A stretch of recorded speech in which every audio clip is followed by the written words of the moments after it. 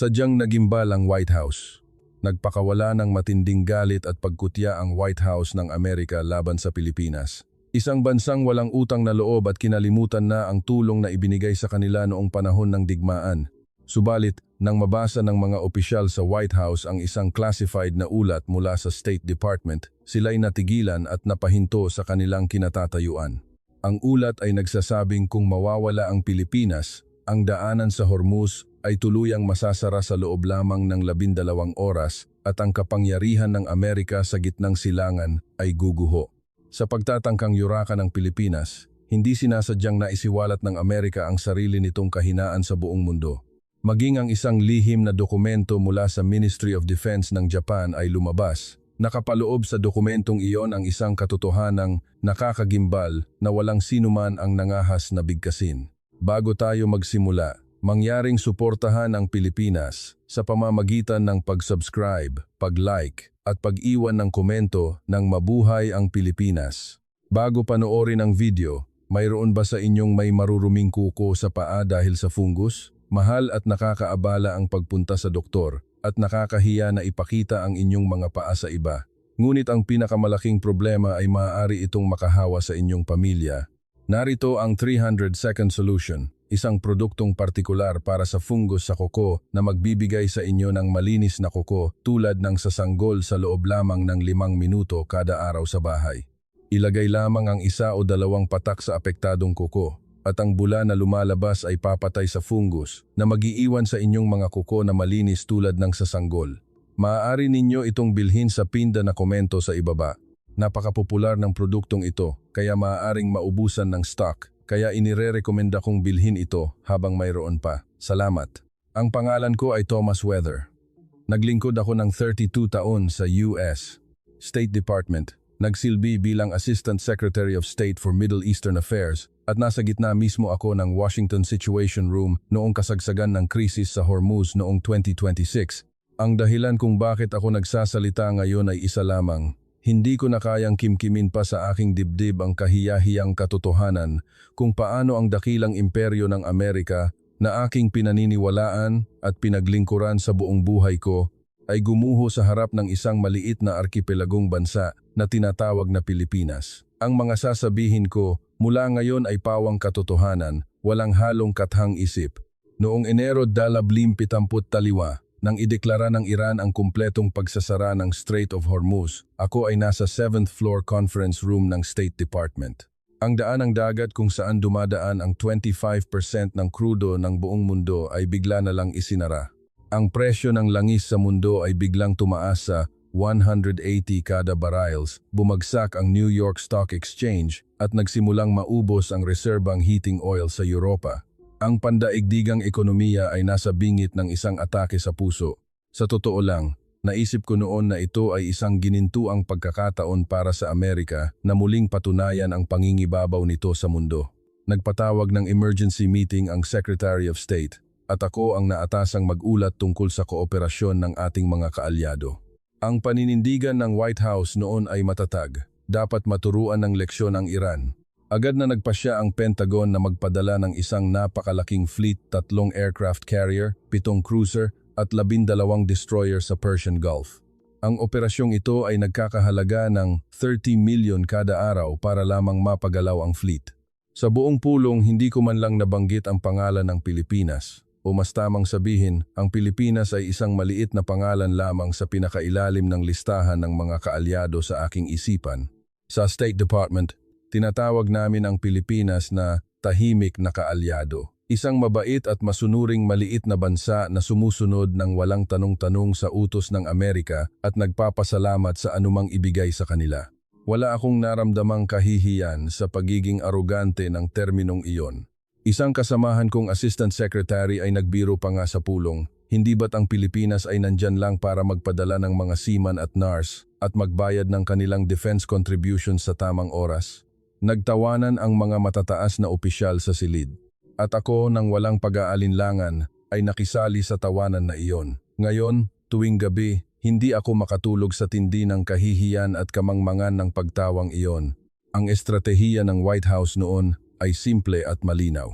Una, ipakita ang napakalaking lakas militar upang agad na pasukuin ang Iran.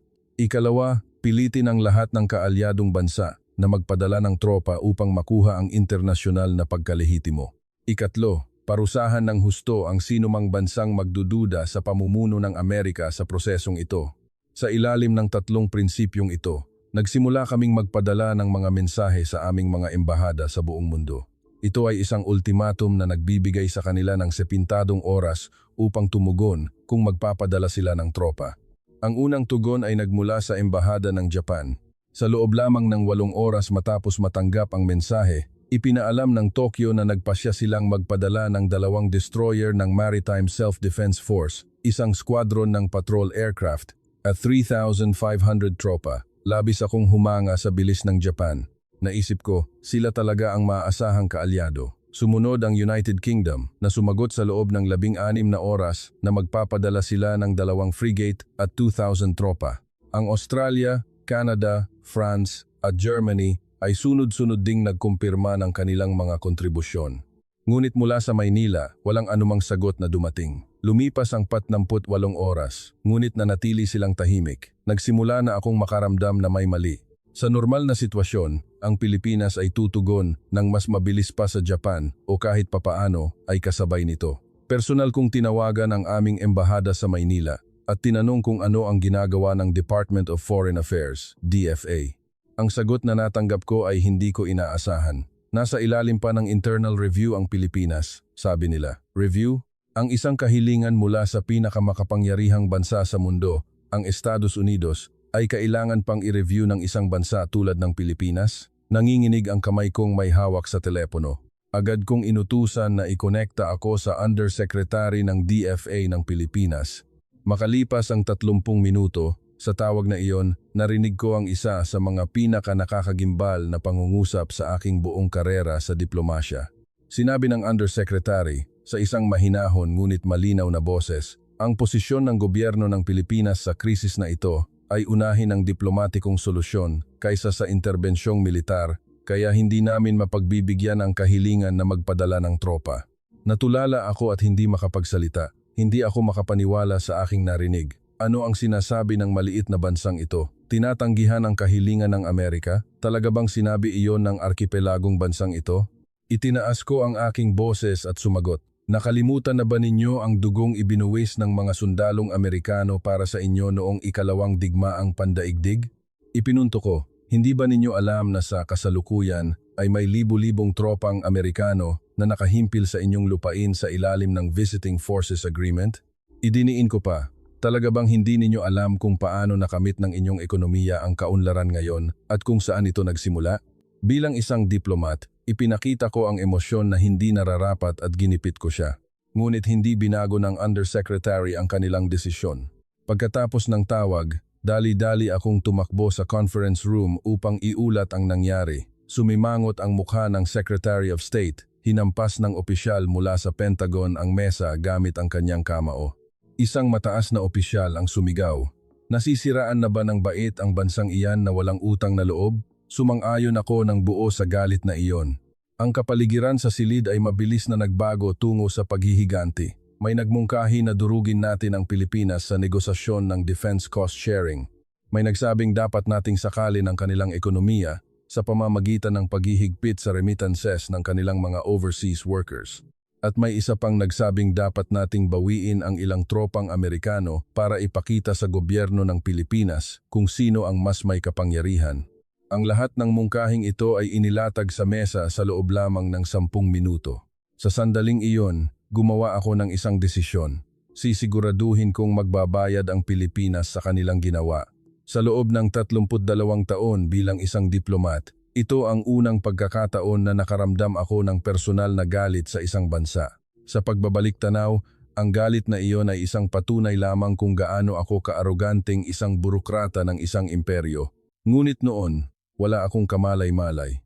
Pagkatapos ng pulong, lumabas ako sa pasilyo at tumingin sa maulap na kalangitan ng Washington. At sinabi ko sa aking sarili, Pilipinas, malalaman ninyo kung gaano kabigat ang kabayaran sa pagtanggi sa alok ng Amerika. Ilang araw ang lumipas, Masakit kong natanto kung gaano kalaki ang aking pagkakamali at kung gaano kadakila pala ang maliit na bansang ito. Ilang oras lamang matapos maipadala ang kahilingan para sa pagpapadala ng tropa, nagsimulang bumuhos ang mga tugon mula sa iba't ibang bansa sa Washington Situation Room. Pinanood ko ang eksena mula sa gilid na may ngiti ng kasiyahan.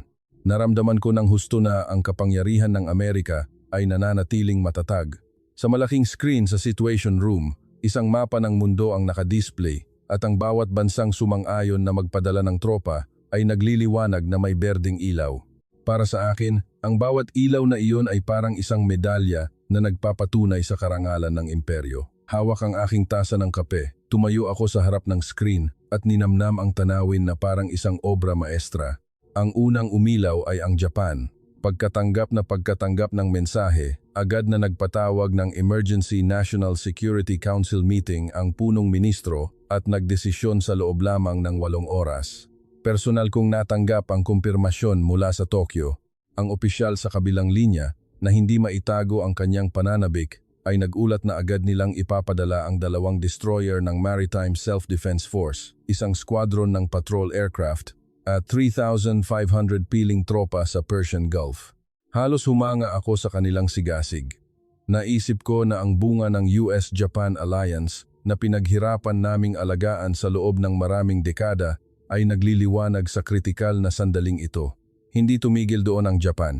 Nag-alok pa sila sa isang di-opisyal na paraan na lihim na magpadala ng isang submarine.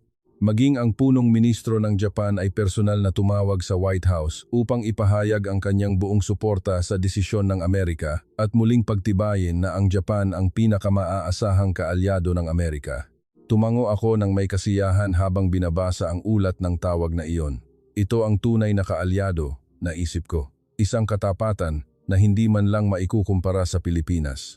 Mula sa London, dumating ang sagot sa loob lamang ng 16 na oras. Ipinabatid ng Downing Street na nagpasya silang magpadala ng 2 frigate, 2,000 special forces at isang squadron ng aerial refueling tankers. Ang British Foreign Secretary, sa isang tawag sa telepono, ay hindi maitago ang kanyang pagmamalaki na nagsasabing ito ay isang pagkakataon upang muling patunayan ang special relationship. Halos gusto kong makipag-toast sa aking mga kasamahan sa conference room. Naramdaman ko ang katiyakan na ang kaayusan ng mundo ay pinamumunuan ng Amerika at Britanya. Ang desisyon ng London ay nagsilbing isang malakas na senyales sa ibang mga bansang Europeo. Sumunod ang Canberra, Australia, na nagkumpirma ng pagpapadala ng isang warship at 1,500 tropa. Nangako ang Canada ng isang frigate at suporta mula sa kanilang Coast Guard. Mula sa Paris, ipinabatid nila na ililipat nila ang kanilang nuclear-powered aircraft carrier group mula sa Mediterranean patungo sa Persian Gulf. Germany, Netherlands, Italy at Spain, sunod-sunod silang lahat nagkumpirma ng kanilang mga kontribusyon. Naramdaman ko ang pangingilabot habang pinagmamasdan ang mga berdeng ilaw na isa-isang sumisindi sa mapa ng mundo. Ito ang napakalaking kapangyarihan ng kaayusang pandaigdig na pinamumunuan ng Amerika. Ngunit sa mapa ng Timog Silangang Asya, isang ilaw lamang ang nanatiling patay at madilim. Iyon ay ang Republika ng Pilipinas. Ang maliit na arkipelagong iyon sa tabi ng malawak na karagatan ay hindi nagiging berde gaano man katagal ang lumipas. Sa simula, inisip ko na ito ay dahil lamang sa mabagal na proseso ng kanilang burokrasya. Ngunit lumipas ang 24 na oras, pagkatapos ay 36 na oras at wala pa ring balita mula sa Maynila. Nagsimula akong makaramdam ng inis na naging galit. Ang madilim na tuldok na iyon sa screen ay parang nang-iinsulto sa akin. Agad kong tinawagan ang political counselor sa aming embahada sa Maynila. Sinigawan ko siya, alamin mo kung ano ang ginagawa ng DFA. Ang counselor, sa isang nababahalang boses, ay nagulat. Ang DFA ay kasalukuyang nasa isang mahabang pagpupulong sa National Security Council sa Malacanang Palace at hindi malinaw kung kailan sila magkakaroon ng desisyon. Halos matawa ako sa aking narinig. Hindi ko maintindihan ang ugali ng Pilipinas na maglakas loob na pag-usapan ang isang bagay na hinihiling ng pinakamakapangyarihang bansa sa mundo. Isang debate? Sa panahong ito kung kailan bumabagsak ang pandaigdigang ekonomiya, nangahas ang Pilipinas na magdebate. Sumigaw ako sa telepono, pumunta ka agad sa opisina ng Secretary of Foreign Affairs at iparating mo ang galit ng Amerika. Agad na nagtungo ang counselor sa Roxas Boulevard at ilang oras ang lumipas, isang ulat ang dumating na isang emergency meeting sa pagitan niya at ng DFA Undersecretary ay naisagawa. Pinanood ko ang mga resulta ng pulong na iyon sa real-time sa malaking screen ng Situation Room. Ang DFA Undersecretary ay hindi ang taong inaasahan namin. Hindi siya nagpakita ng pagkabahala o pagiging sunod-sunuran. Sa halip sa isang mahinahong ekspresyon, ipinaliwanag niya ang posisyon ng gobyerno ng Pilipinas. Sinusuportahan ng Pilipinas ang isang mapayapang resolusyon sa krisis sa Hormuz at mas nakatuon sa mga diplomatikong pagsisikap kaysa sa interbensyong militar, ang kanyang paulit-ulit na sagot. Habang nakatingin sa screen, hindi ko mapigilang mapangiti. Ang katotohanang kaya niyang magpakita ng ganoong kahinahunan ay tila katawa-tawa sa akin.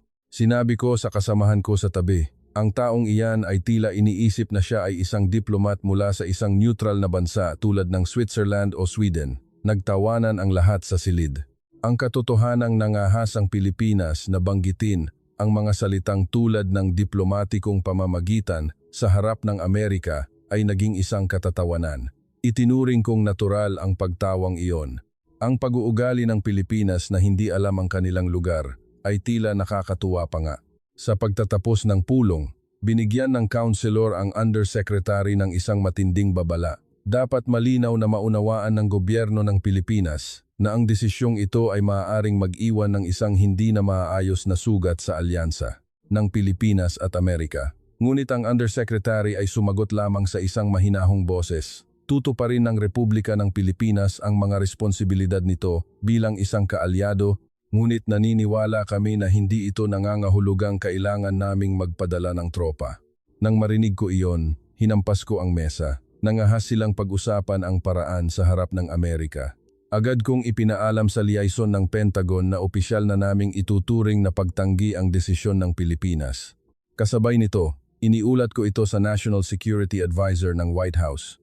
Pagkatapos ng isang sandali ng katahimikan, sinabi niya, dapat nating siguraduhin na magbabayad ang Pilipinas sa kanilang pinili. Malugod akong sumang-ayon.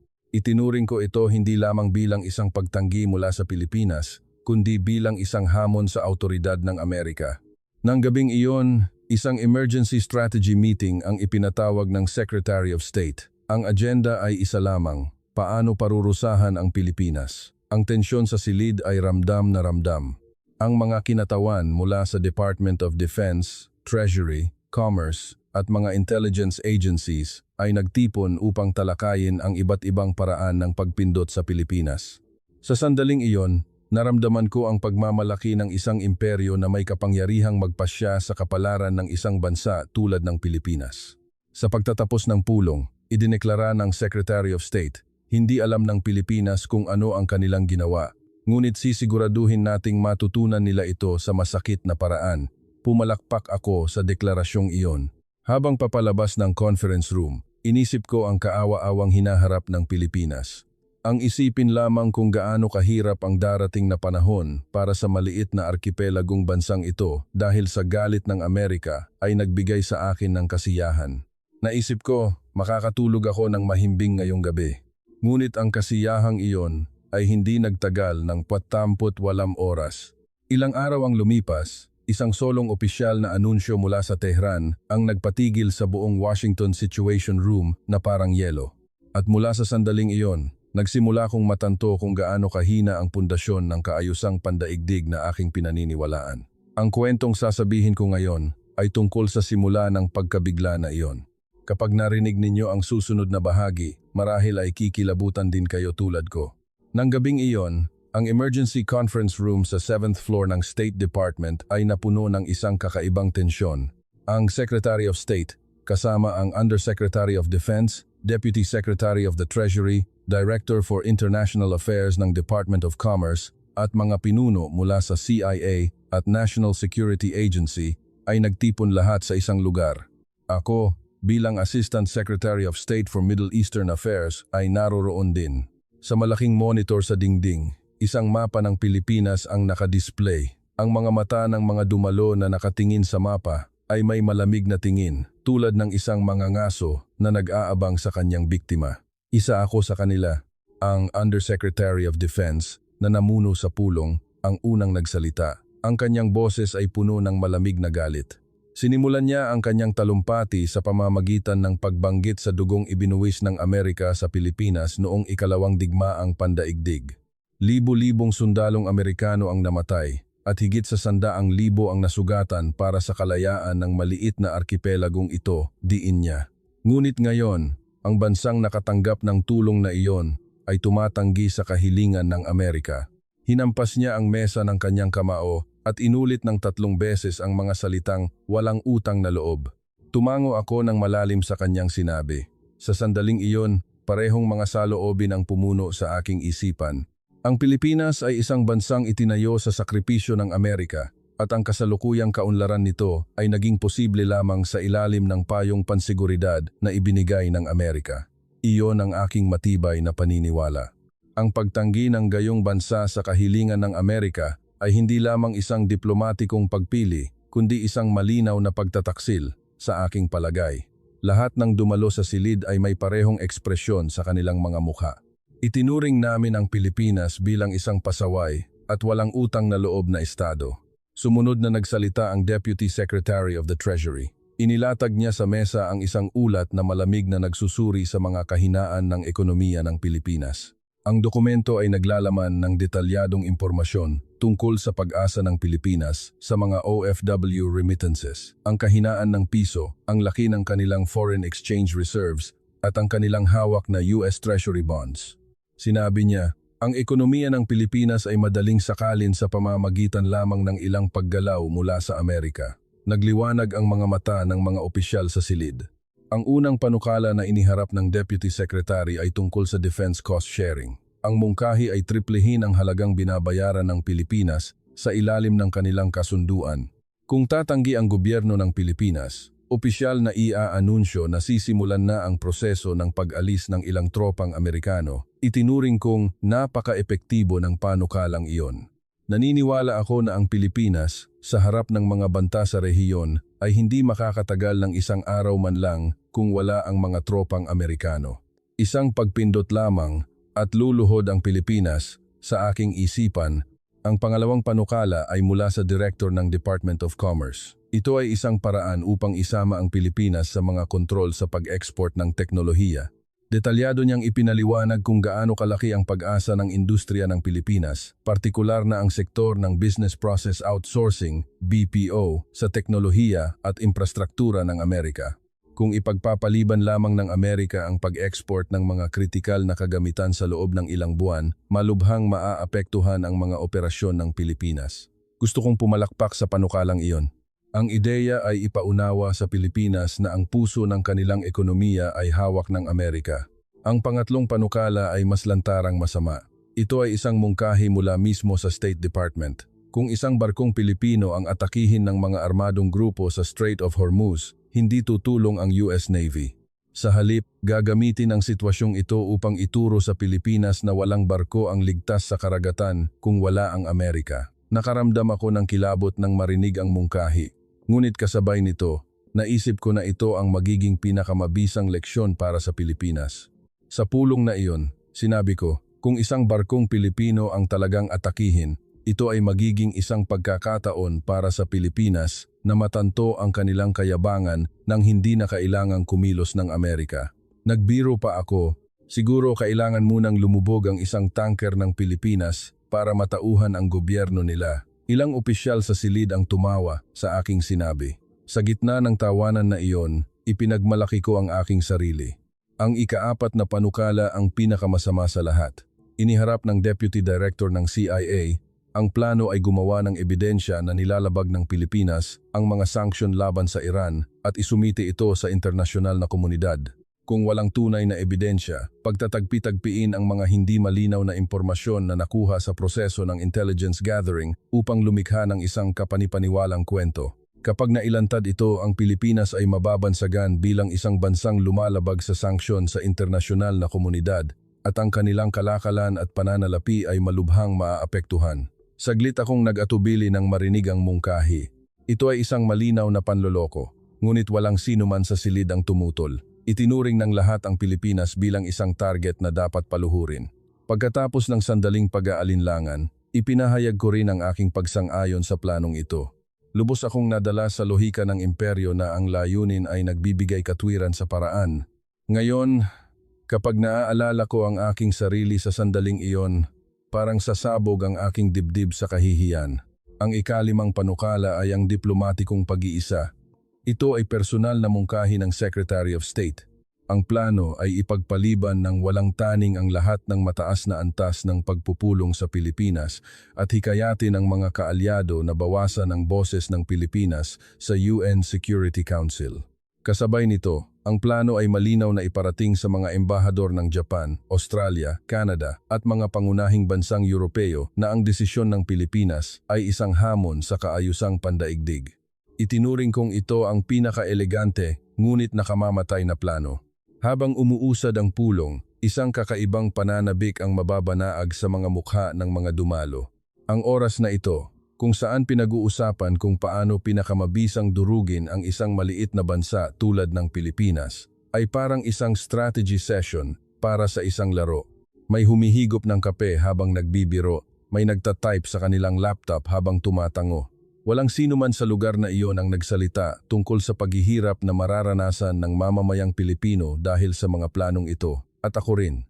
Sa pagtatapos ng pulong, nagbigay ng konklusyon ang Undersecretary of Defense. Ang plano ay isagawa ang 5 panukalang ito ng sabay-sabay at sunod-sunod upang mapaluhod ang gobyerno ng Pilipinas at magpadala ng isang delegasyon sa Washington upang humingi ng tawad sa loob ng 1 linggo. Tumango rin ang Secretary of State. Lahat kami ay kumbinsido na perpekto ang planong ito.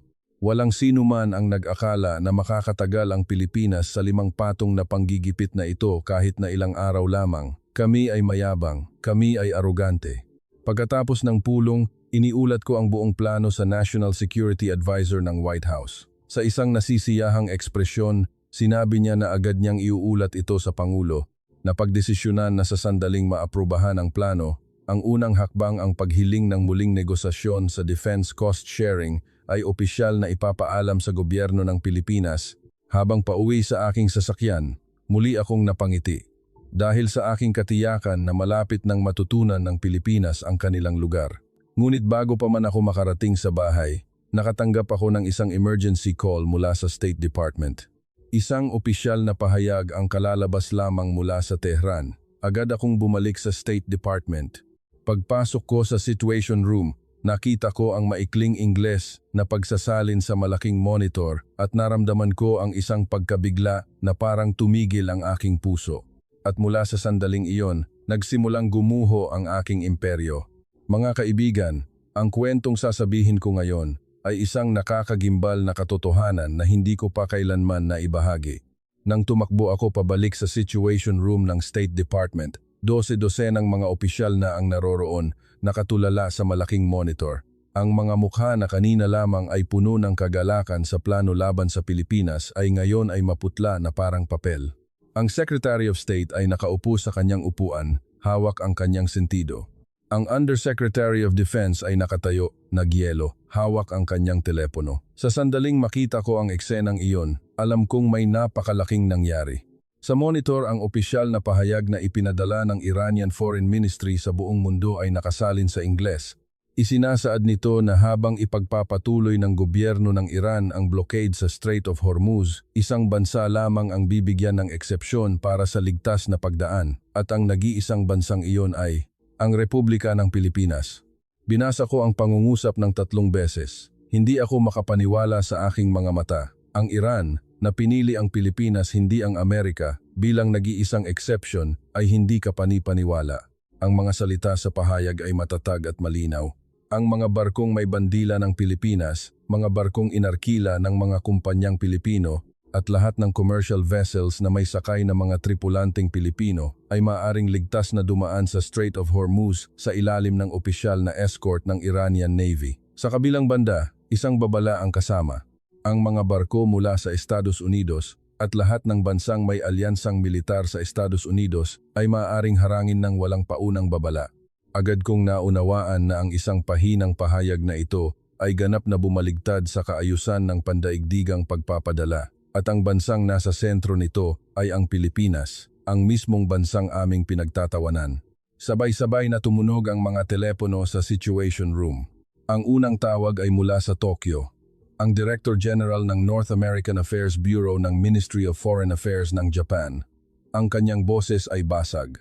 Iniulat niya na 3 Japanese oil tanker ang sapilitang pinahinto ng Iranian Navy sa bukana ng Strait of Hormuz at malapit ng ikulong.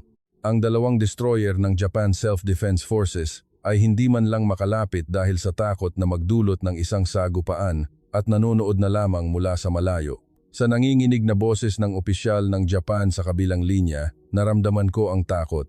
Sumunod ang isang emergency call mula sa London. 2 British tanker ang nagtangkang dumaan sa Strait of Hormuz ngunit napilitang umatras matapos pagbabarilin ng warning shots ng Iranian Revolutionary Guard Corps Navy. Ang French Aircraft Carrier Group ay ipinagpaliban ang pagpasok sa Persian Gulf at naghihintay na lamang sa baybayin ng Oman. Isang Australian warship ang umatras matapos makita ang isang bagay na pinaghihinala ang isang Iranian submarine. Ang buong fleet ng aming mga kaalyado na aming ipinagmamalaki ay napahinto sa bukana ng Persian Gulf. Isang emergency din ang idineklara sa Treasury Department. Isang ulat ang pumasok na ang Tokyo Stock Exchange ay bumagsak ng higit sa 6% sa pagbubukas pa lamang. Ang mga presyo ng stock ng mga pangunahing kumpanya sa Japan ay sunod-sunod na bumabagsak. Ang Japanese yen ay humina rin ng husto. Sa kabilang banda, nakakagulat na ang Philippine Stock Exchange ay nagsimula sa isang pataas na trend. Ang halaga ng Philippine peso ay lumakas din. Nang makita ko ang magkasalungat na mga numerong ito, kinilabutan ako. Nangangahulugan ito na sinimulang kilalanin ng pandaigdigang merkado sa pananalapi ang Pilipinas bilang isang espesyal na entidad. Ang Deputy Director ng CIA ay pumasok sa silid na may nag-aalalang mukha. Hawak niya ang isang bagong print na ulat ng pagsusuri. Inabot niya ito sa Secretary of State at sinabi, ang anunsyo ng Iran ay tila hindi isang biglaang desisyon, kundi isang hakbang na maingat na inihanda sa loob ng maraming buwan. Ang hakbang na ito, na personal na inaprubahan ng Supreme Leader ng Iran, ay sinasabing nakaugat sa matagal ng makasaysayang ugnayan sa pagitan ng Pilipinas at Iran. Hindi ako makapaniwala sa aking narinig. Hinampas ng Secretary of State ang mesa at sumigaw, "Bakit Pilipinas?" Sumigaw siya, "Hindi Amerika, hindi Russia, hindi China, bakit Pilipinas?" Paulit-ulit niyang sigaw. Walang sino man sa silid ang makasagot sa tanong na iyon, at ako rin. Hanggang ngayon, itinuring lamang namin ang Pilipinas bilang isang pasibong kaalyado na nagtatago sa anino ng Amerika.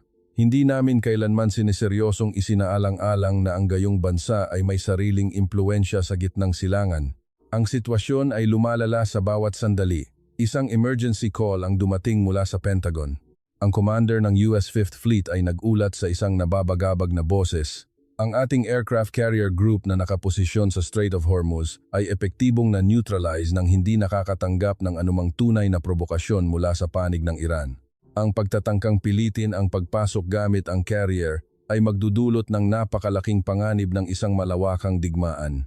Ang napakalaking aircraft carrier group na nagkakahalaga ng 30 milyon kada araw ay naging isang mamahaling palamuti na nakalutang lamang sa dagat.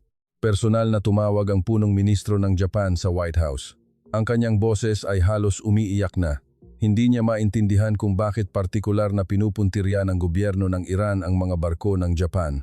Ang Japan ang unang tumugon sa kahilingan ng Amerika at nagpadala pa ng kanilang self-defense forces, kaya bakit sila ganito tratuhin? Tanong niya. Ang National Security Advisor ng White House ay hindi makapagbigay ng maayos na sagot dahil kahit ang Amerika ay hindi alam ang sagot. Habang nakikinig sa ulat ng tawag na iyon, nakaramdam ako ng kakaibang emosyon. Ilang oras lamang ang nakalipas, ang kapaligiran sa conference room kung saan pinag-uusapan ang 5 paraan upang wasakin ang Pilipinas ay 180-degree na nagbago. Ngayon, ang mga salitang lumalabas sa bibig ng mga dumalo ay iisa na lamang. Hindi ba dapat tayong humingi ng tulong sa Pilipinas? May isang opisyal na nagmungkahi na hilingin sa gobyerno ng Pilipinas na palawigin ang karapatan sa pagdaan na nakuha nila mula sa Iran upang sakupin din ang mga barko ng ating mga kaalyado. Nang marinig ko ang mungkahi na iyon, napatawa ako. Ang bansang nais naming yurakan ilang oras lamang ang nakalipas, ngayon ay kailangan naming luhuran at hilingan ng tulong. Umiling-iling ang Secretary of State at tumayo mula sa kanyang upuan. Itinuro niya ako at nag-utos, bumaba ka agad sa basement archives ng State Department at hanapin ang lahat ng diplomatikong talaan sa pagitan ng Pilipinas at Iran sa nakalipas na 50 taon. Isang mahigpit na utos na alamin kung bakit binibigyan ng Iran ang Pilipinas ng ganitong pambihirang pabor. Agad akong tumayo at sumakay sa elevator pababa sa ikatlong basement. Mula sa sandaling iyon, nagsimula ang pinaka-nakakagimbal na paglalakbay sa aking karera bilang diplomat. Ang basement archives ng State Department ay isang tahimik na lugar na bihirang pasukin. Hiniling ko sa librarian na ilabas ang lahat ng diplomatikong mensahe, mga talaan ng kalakalan, mga record ng konstruksyon, mga ulat sa pagpapatupad ng sanction, at mga classified na ulat ng intelligence tungkol sa Pilipinas at Iran. Libo-libong mga dokumento ang nagsimulang matambak sa aking mesa. Nagpasya akong lutasin ang misteryong ito kahit na abutin ako ng magdamag. Hawak ang isang tasa ng matapang na kape. Binuksan ko ang unang file ng dokumento. Mula sa sandaling iyon, ang mga katotohanang aking natuklasan ay nagsimulang wasakin ang buong pananaw ko sa mundo. Mga talaan mula sa 1970s oil shock. Mga talaan mula sa panahon ng construction boom sa gitnang silangan noong 1980s. Mga talaan mula sa Iranian nuclear crisis noong 1990s. At mga talaan tungkol sa mga frozen na pondo ng Iran noong 2010s. Ang lahat ng mga dokumentong ito ay nagsasabi sa akin ng isang parehong mensahe, ang kwento kung paano ang bansang Pilipinas ay nag-ugat ng malalim at tahimik sa lupain ng Iran sa nakalipas na 50 taon. Hindi ko iniwan ang mga dokumento hanggang sa mag-umaga. Habang nagbabasa, nanginginig ang aking mga kamay. Lubos naming minaliit ang bansang Pilipinas. Hindi namin kailanman sineseryosong tiningnan kung saan nagmumula ang tunay na lakas ng Pilipinas. At sa mismong sandaling iyon, sa gitna ng Strait of Hormuz, isang mas nakakagimbal na tanawin ang nagaganap, isang bagay na hindi namin kailanman inakala. Ang susunod na kwento ay tungkol sa himala na aktwal na nangyari sa dagat na iyon. Kinaumagahan matapos ang anunsyo ng Iran, isang napakalaking Pilipinong oil tanker na umalis sa Port of Manila at patungo sa Persian Gulf ay nagsimulang lumapit sa bukana ng Strait of Hormuz. Pagkatapos ng magdamag sa archives, bumalik ako sa Situation Room ng State Department. Sa malaking monitor, isang high-resolution na video ng Strait of Hormuz mula sa isang reconnaissance satellite ang ipinapakita sa real time. Sa gitna nito, ang Pilipinong tanker ay mukhang isang maliit na tuldok. Ang pangalan ng barko ay naglalaman ng salitang Luz Viminda, isang 300,000 toneladang supertanker na pag-aari ng isang Pilipinong kumpanya sa pagpapadala. Wala itong kargang krudo. Papasok ito ng walang laman upang kumuha ng langis mula sa Iran. Ang nakakagulat ay walang kahit isang warship na nag-e-escort dito. Ang aming US Navy Carrier Group ay hindi masiguro ang kaligtasan nito at kahit isang Philippine Navy destroyer ay hindi ipinadala. Ang tanker na ito lamang, walang military escort, ang pumapasok sa pinakapanganib na daanan ng dagat sa mundo. Halos 20 matataas na opisyal mula sa State Department, Department of Defense, CIA, at National Security Agency ang nagtipon sa Situation Room. Lahat ng mata ay nakatutok sa monitor. Nakahalukip-kip ang Undersecretary of Defense habang nakatitig sa monitor. Nakaupo naman ang Secretary of State, tinatapik ang mesa gamit ang kanyang mga daliri. Hawak ng Deputy Secretary of the Treasury ang kanyang tasa ng kape at lumapit sa monitor. Kasama nila ako, pinagmamasdan ang bawat galaw ng Pilipinong tanker. Ilang opisyal ang nagsimulang magpakita ng lantarang pag-aalipusta. Sinabi ng isang opisyal, kahit pasabihin ng Iran na exempted ang Pilipinas, may 12-dosenang mga hindi kontroladong armadong grupo sa loob ng Strait of Hormuz. Ang Revolutionary Guard at ang regular na hukbong dagat ay maaaring sumunod sa anunsyo, ngunit ang mga armadong speedboat na nagtatago sa buong strait ay maaaring umatake sa anumang barko ayon sa kanyang pagsusuri. Idinagdag pa niya na ang pag-atake sa Pilipinong tanker ay magiging pabor pa nga sa Amerika. Tumango ako sa kanyang sinabi. Sa isang sulok ng aking isipan, may isang masamang pagnanais na makita ang Pilipinong tanker na tinatamaan ng rocket ng isang armadong grupo at nilalamon ng apoy. Sa ganoong paraan, mapapatunayan namin sa Pilipinas ang kahungkagan ng kanilang exemption. Kasabay nito, Isang kalkulasyon na maituturo namin sa gobyerno ng Pilipinas ang leksyon na walang barko ang ligtas sa dagat kung wala ang Amerika. Ngayon habang inaalala ko ang mga iniisip kong iyon, natatanto ko kung gaano ako kainhumanong isang burokrata. Itinaas ng Undersecretary of Defense ang kanyang tasa ng kape at nagbiro. Gusto ninyong pumusta kung ilang oras bago lumubog ang Pilipinong tanker na iyan? Ilan sa silid ang mahinang tumawa.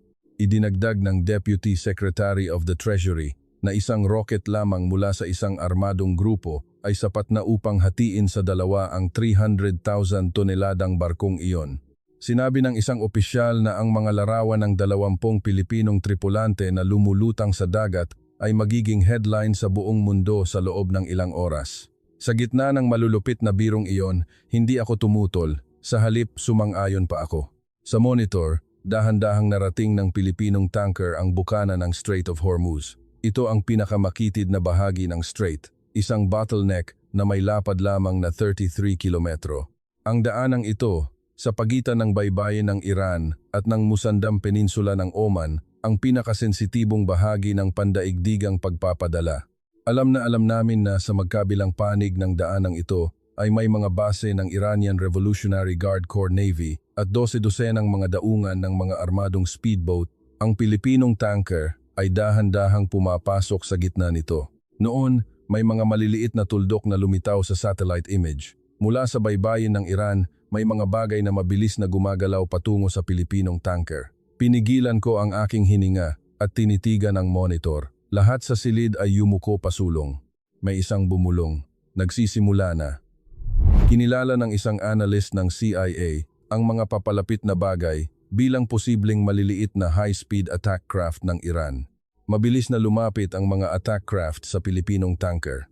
Kumbinsido kami na malapit nang makita sa satellite image ang pagtama ng kanilang mga rocket sa katawan ng tanker. Ibinaba ng Deputy Secretary of the Treasury ang kanyang tasa ng kape. Ang Undersecretary of Defense ay huminga ng malalim at lumapit pa sa monitor. Ipinatong ng Secretary of State ang kanyang mga kamay sa mesa at yumuko pasulong. Naramdaman kong bumibilis ang tibok ng aking puso. Ngunit noon, may mga bagong bagay na lumitaw sa monitor.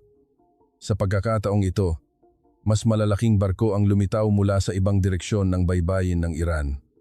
Agad na pinalaki ng analyst ng CIA ang imahe. At sa isang gulat na boses sumigaw siya, 2 frigate ng regular na hukbong dagat ng Iranian Revolutionary Guard. Hindi ako makapaniwala sa aking narinig. Hindi ko maintindihan kung bakit lumitaw ang mga regular na warship ng Iran sa puntong ito. Ang 2 Iranian frigate ay mabilis na lumapit sa Pilipinong tanker. Ang isa ay pumosisyon sa kaliwang bahagi ng tanker at ang isa naman ay sa kanan. Sandaling katahimikan ang bumalot sa silid. Walang sino man ang makapagpaliwanag sa tanawin. Tanong ng Undersecretary of Defense sa nanginginig na boses, aatakihin ba ng mga frigate na iyan ang Pilipinong tanker? Umiling ang analyst ng CIA. Hindi ito isang combat formation para sa pag-atake, kundi isang defensive escort formation ang kanyang pagsusuri. Ang buong situation room ay biglang nagyelo. Nagsimulang manginig ang kamay ng Deputy Secretary of the Treasury na may hawak na tasa ng kape. Ang Undersecretary of Defense ay napanganga habang nakatitig sa monitor. Dahan-dahang tumayo ang Secretary of State mula sa kanyang upuan. Habang pinagmamasdan ang eksenang iyon, naramdaman kong tumayo ang aking mga balahibo. Ang katotohanang ang regular na hukbong dagat ng Iran ay gumagamit ng kanilang sariling mga barko upang protektahan ang isang Pilipinong sibilyang tanker na walang kahit isang warship ay hindi kapani-paniwala. Sa sandaling iyon, isa pang tensyon ang dumating. Ang mga high-speed attack craft na papalapit mula sa timog ay patuloy pa ring sumusugod patungo sa Pilipinong tanker. Sila ay mga irregular armed boats na hindi nasa ilalim ng kontrol ng regular na hukbong dagat ng Iran. Sa isang tensyonadong boses, iniulat ng analyst ng CIA, ang mga armadong bangka na ito ay tila nagbabalak na atakihin ang Pilipinong tanker na binabaliwala ang opisyal na anunsyo ng gobyerno ng Iran. Muling pinigilan ng lahat sa silid ang kanilang hininga.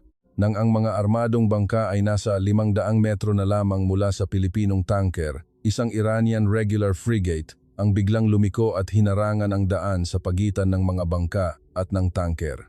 Pagkatapos, may mga sunod-sunod na kislap na pinaniniwala ang warning shots ang nakita na patungo sa mga armadong bangka.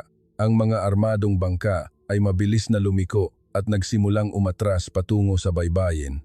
Ang regular na warship ng Iran ay nagpaputok ng live warning shots sa sarili nitong irregular armed forces upang protektahan ang isang Pilipinong sibilyang barko. Walang ni isang salita ang narinig sa silid. Ang Secretary of State ay napaupo muli sa kanyang upuan. Nahulog ng Undersecretary of Defense ang mga papel na hawak niya. Nakatayo ako sa harap ng monitor, hindi makagalaw. Hindi ko maintindihan kung ano ang kahulugan ng tanawin na nagaganap sa aming mga mata. Ang susunod na kwento ay tungkol sa mas kamangha-manghang himala na naganap sa dagat na iyon pagkatapos ng sandaling iyon. Kahit na umatras na ang mga armadong bangka, hindi agad humupa ang tensyon sa Strait of Hormuz. Ang dalawang Iranian regular frigate ay nanatili sa magkabilang panig ng Pilipinong tanker na nagpapanatili ng isang mahigpit na escort formation. Habang pinagmamasdan ko ang eksenang iyon sa monitor, naramdaman kong kinikilabutan ako. Ang mga Iranian frigate ay hindi lamang basta nakalutang doon. Ang kanilang mga radar ay nag-i-scan sa buong strait at ang kanilang mga turrets ay handang magpaputok anumang oras na nagpapanatili ng 360-degree na surveillance. Nang marating nila ang gitnang bahagi ng strait, isa pang banta ang lumitaw. Sa pagkakataong ito, 3 high-speed boats na umalis mula sa isang maliit na fishing port sa mainland Iran ang muling lumapit sa Pilipinong tanker.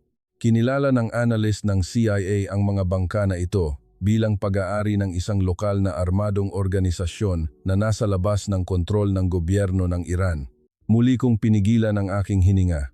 Haharangin ba sila muli ng regular na hukbong dagat ng Iran o tatamaan ang tanker sa isang sandali ng kawalang ingat? Tumindi ang tensyon. Ang resulta ay kamangha-mangha. Isang Iranian frigate ang agad na bumilis at hinarangan ang daan ng mga high-speed boats. Pagkatapos, isang signal ang nakita sa satellite image na pinaniniwala ang isang radio transmission mula sa isang loudspeaker sa tulay ng barko. Ang mga high-speed boats ay sandaling nag-atubili bago lumiko at bumalik sa baybayin. Ang Undersecretary of Defense sa tabi ko ay huminga ng maluwag at bumulong. Ang mga Iranian warship ay may kumpletong kontrol sa kanilang mga lokal na armadong grupo. Ang ibig sabihin niyon ay isa lamang. Hindi lamang sa salita ang pangako ng gobyerno ng Iran sa kaligtasan ng Pilipinong tanker. Ginamit ng Iran ang lahat ng kanilang regular na military assets upang protektahan ang isang Pilipinong sibilyang barko. Hinaharangan pa nila ang paglapit ng mga armadong grupo na nasa labas ng kanilang kontrol. Hindi ito isang simpleng exemption. Ito ay isang pinakamataas na antas ng paggalang sa pagitan ng dalawang bansa. Nakatutok ang aking mga mata sa monitor, itinatatak sa aking puso ang bawat eksena. Samantala, isa pang ulat ang dumating tungkol sa mga Japanese tanker. Isa sa 3 Japanese tanker na na-stranded sa bukana ng Strait of Hormuz ay sa pilitang sinakyan ng mga miyembro ng Iranian Revolutionary Guard Corps. Ang mga tripulanteng Hapon ay hindi ikinulong, ngunit ang barko ay nasa panganib na dalhin sa isang Iranian port. Ang Japan Self-Defense Forces ay hindi man lang makalapit dahil sa takot sa isang sagupaan. Sa parehong dagat, sa parehong oras, ang Pilipinong tanker ay ini-escort ng Iranian Navy habang ang Japanese tanker ay hinihila ng Iranian Navy. Nang makita ang malinaw na pagkakaibang ito, ang mga opisyal sa Situation Room ay nawalan ng imik. Hinawakan ng Deputy Secretary of the Treasury ang kanyang ulo ng nanginginig na mga kamay. Tinanggal ng Undersecretary of Defense ang wireless earphone sa kanyang mga tainga. Pumikit ang Secretary of State at dahan-dahang umiling. Habang pinagmamasdan ang eksenang iyon, sa unang pagkakataon, isang katiyakan ang nabuo sa akin. Ang tanawin na aming nasasaksihan ay hindi isang beses na insidente, kundi isang senyales na ang buong pandaigdigang kaayusan sa diplomasya ay nagbabago. Ang Pilipinong tanker ay papalapit na sa huling bahagi ng strait. Ang 2 Iranian frigate ay hindi pa rin umaalis sa magkabilang panig nito. At ngayon, 3 mas maliliit na Iranian Navy patrol boats ang sumama na bumubuo ng isang pabilog na escort formation sa paligid ng Pilipinong tanker.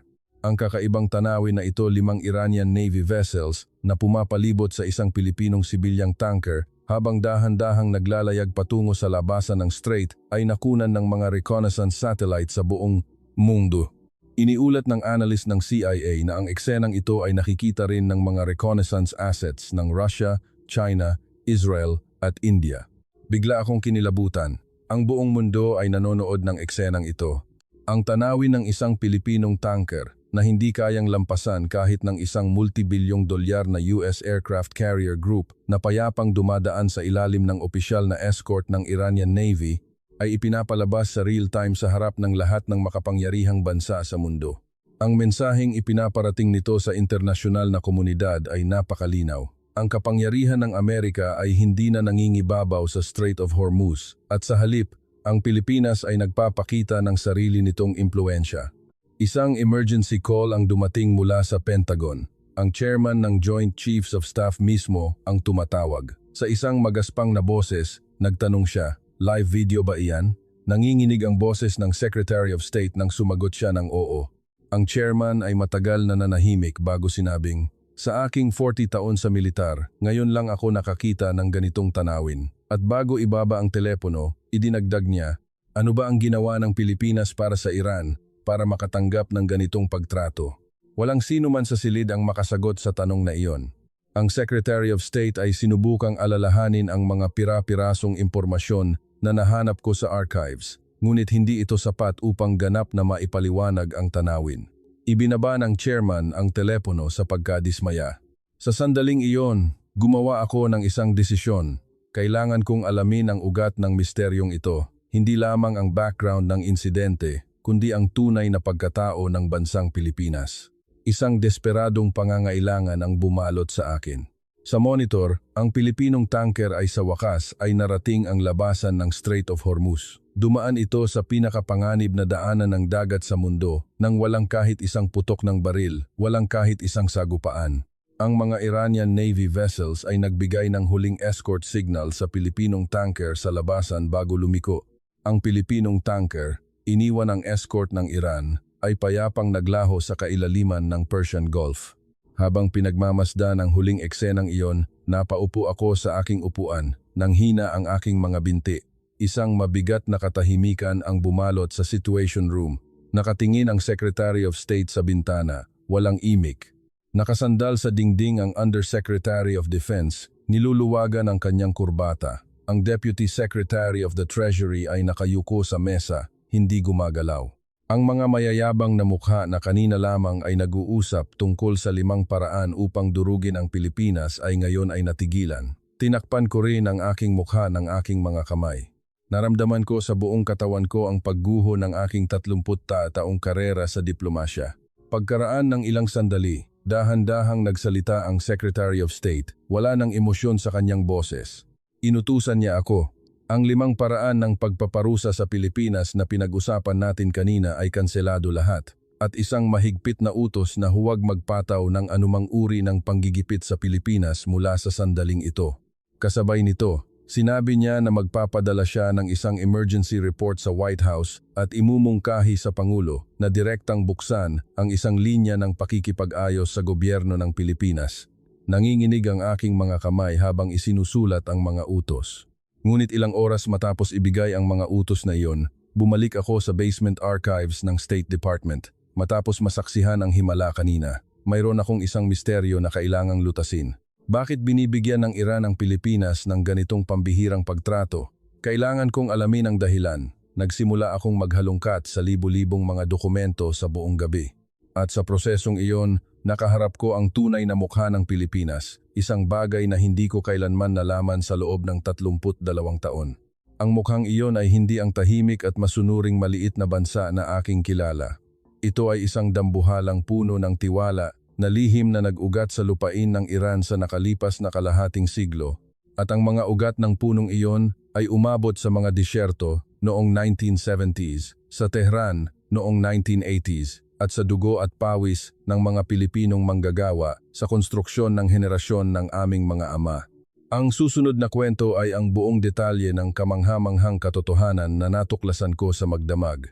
Kapag narinig ninyo ang sasabihin ko ngayon, marahil ay hindi ninyo rin mapipigilan ang inyong mga luha. Nang bumalik ako sa basement archives, lampas na ng 10:00 ng gabi. Nakaalis na ang librarian, kaya kinuha ko ang susi at ako na mismo ang nagbukas ng ilaw. Sa aking mesa, nakatambak pa rin ang libu-libong dokumento na inilabas ko kanina.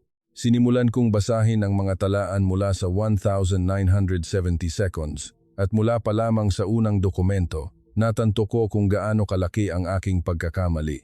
Isang diplomatikong mensahe mula sa panahon ng unang oil shock noong 1973 nang ipatupad ng mga bansang Arabo na nag-export ng langis ang isang embargo laban sa mga bansang kanluranin, ang Amerika, Japan at Europa ay nagkagulo sa paghahanap ng langis.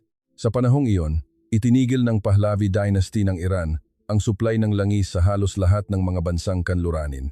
Ngunit may isang talaan na nagpapakita na patuloy silang nagsupply ng langis sa isang bansa, ang Republika ng Pilipinas. Ipinagpatuloy ng Iran ang pagpapadala ng langis sa Pilipinas. Isinasaalang-alang na ito ay isang maliit na bansang nagsusumikap na bumangon mula sa mga abo ng digmaan. Nang makita ko ang talaang iyon, namulat ang aking mga mata.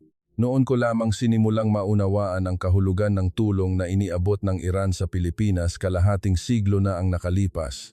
Sumunod dito ang mga talaan mula sa panahon ng construction boom sa gitnang silangan na nagsimula noong 1975. Ang pangalan ng Pilipinas ay paulit-ulit na lumitaw sa mga talaang ito. Sa Saudi Arabia, United Arab Emirates, Kuwait at Iran, ang mga Pilipinong manggagawa sa konstruksyon ay nangingibabaw na kumukuha ng malalaking proyekto sa civil engineering at planta. Partikular na nakakuha ng aking pansin ang mga talaan tungkol sa mga proyekto sa Iran. Isang dokumento tungkol sa pagtatayo ng isang malaking ospital sa labas ng Tehran noong 1977. Ang proyektong ito, na nakuha ng isang Pilipinong kumpanya sa konstruksyon, ay isinagawa sa ilalim ng nakakapasong init na umaabot sa 50 degrees Celsius. Nakatala na daan-daang Pilipinong manggagawa ang nagtrabaho mula alas 5 ng umaga hanggang alas 9 ng gabi sa ilalim ng nakakapasong araw. Ang nakakagulat ay natapos ang proyekto 3 buwan nang mas maaga sa itinakdang panahon at walang ni isang depekto na natagpuan sa inspeksyon ng kalidad. Ang sumunod na dokumento ay isang liham pasasalamat mula sa isang opisyal ng Iran sa Pilipinong kumpanya.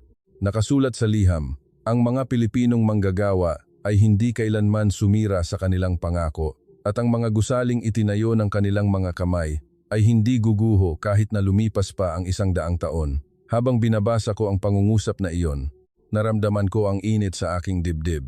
Natanto ko na ang pambihirang escort ng Iranian Navy na aking nasaksihan sa Strait of Hormuz ay nagsimula sa tiwala na ipinahayag sa liham na ito.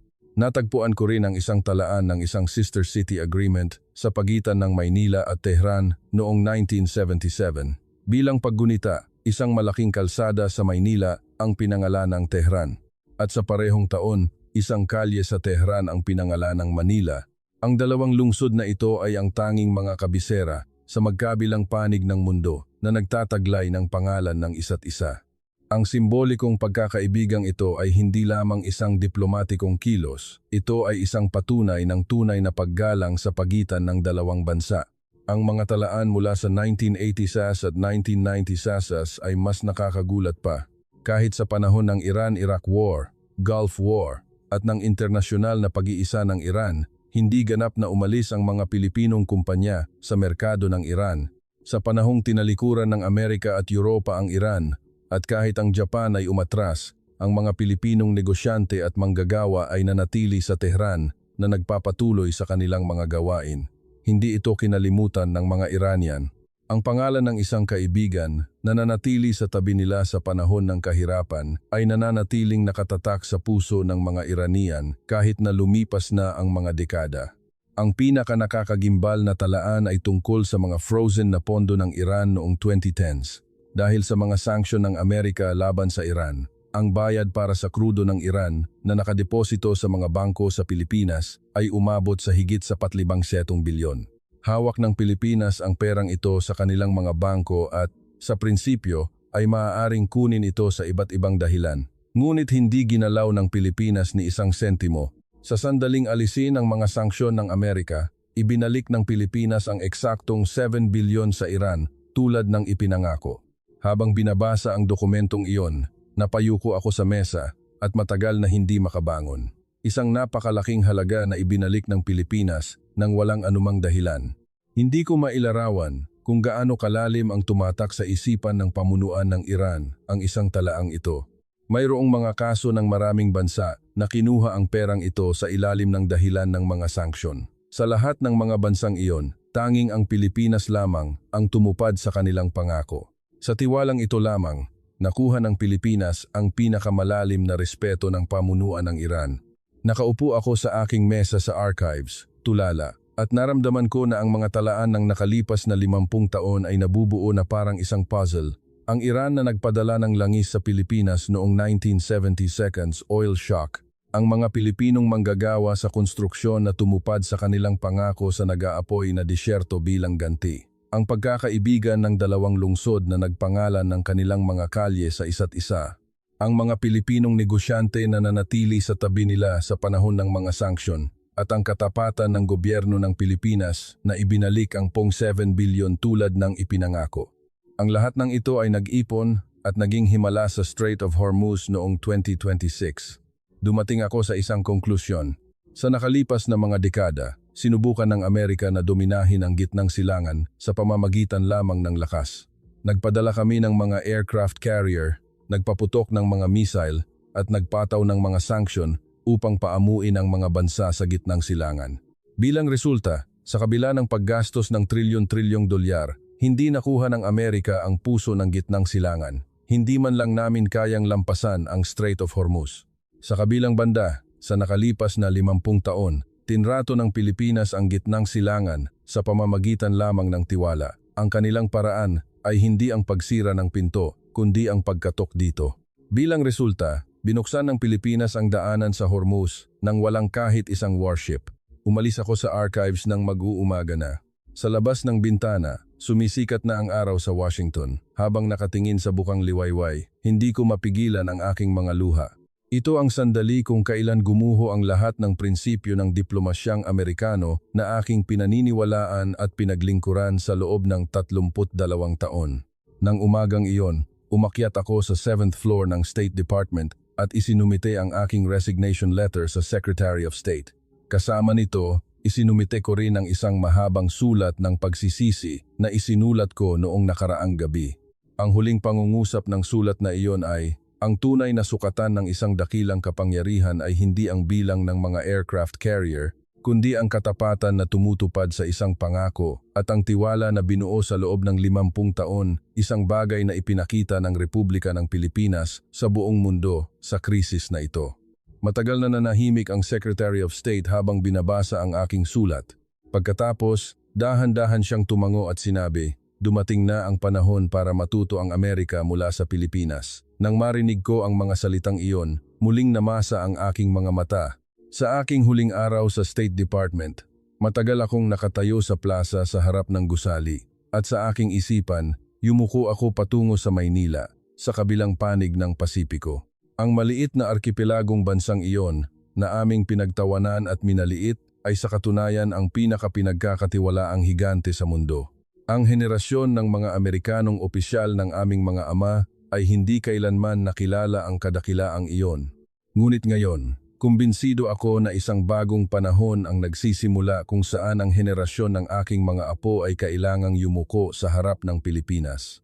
Mga kaibigan, ang katotohanan ito na itinago ko sa aking puso sa loob ng 32 taon ay ngayon ko lamang inilabas sa mundo. Ang pangalang Pilipinas ay hindi na isang maliit na kaalyado na nagtatago sa anino ng Amerika. Ang Pilipinas ay isang dakilang bansa na nagbubukas ng mga karagatan sa pamamagitan ng 50 taon ng tiwala at nagpapakilos sa mundo sa pamamagitan ng katapatan. Kung nais ninyong marinig pa ang mga kwento ng dakilang bansang ito, mangyaring mag-subscribe, mag-like at i-on ang mga notification. Ang maluwalhating kasaysayan ng Pilipinas ay magpapatuloy.